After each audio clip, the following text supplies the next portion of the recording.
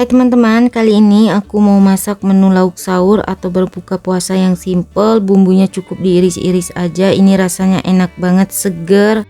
Masaknya juga gampang. Mau tahu cara aku bikinnya? Yuk tonton video di atas sampai selesai.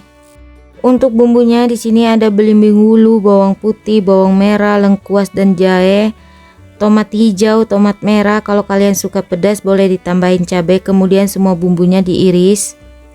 Selanjutnya panaskan sedikit minyak goreng, kemudian tumis bawang merah, bawang putih, jahe dan lengkuas yang sudah diiris. Tambahkan daun salam, serai yang sudah digeprek, kemudian bawangnya ditumis sampai benar-benar matang.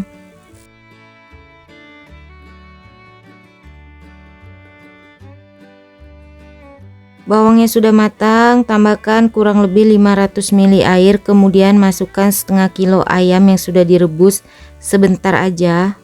Untuk ayamnya aku rebus kurang lebih sama 5 menitan ya teman-teman. Kemudian tambahkan juga garam, penyedap, gula pasir, merica bubuk. Untuk takarannya semua sudah aku tulis di layar. Kemudian diaduk dan masak sampai ayamnya benar-benar matang.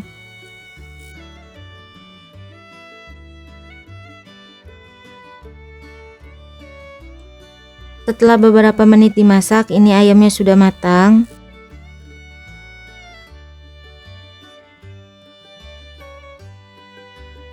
Kemudian tambahkan juga irisan tomat dan belimbing wulu, kemudian diaduk sebentar.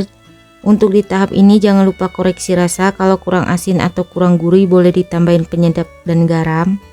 Dan ini rasanya udah pas banget ya teman-teman, udah enak banget. Kemudian matikan api kompor, siap disajikan. Untuk rasa lauknya ini enak banget ya teman-teman, gurih, asem, dimakan pakai nasi putih ini enak banget. Lauknya cocok banget untuk jadiin menu buka atau sahur. Ini wajib banget dicobain di rumah, masaknya juga simple. Oh ya, kalau kalian suka dengan videonya jangan lupa like, comment, share, subscribe, tekan juga tombol loncengnya biar tidak ketinggalan video terbaru dari aku. Terima kasih.